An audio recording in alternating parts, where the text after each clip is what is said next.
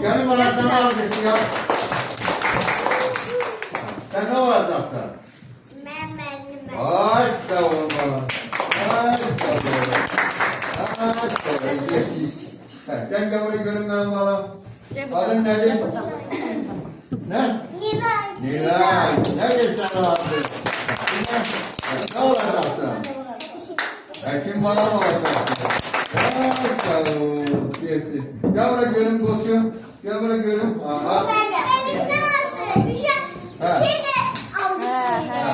Adın nedir senin? Çok güzel. Gelin bana sana alkışlayalım. Sen ne olacaksın?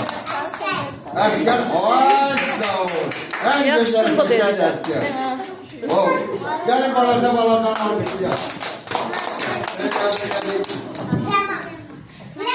Tamam. Adın nedir senin?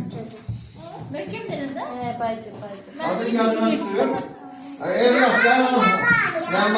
Leman alkışlayalım beni. Şuradan gelip bana verirsen. Ay sağ ol. Gel buraya. Sen gel buraya görün. Zeynep balımızı alkışlayalım.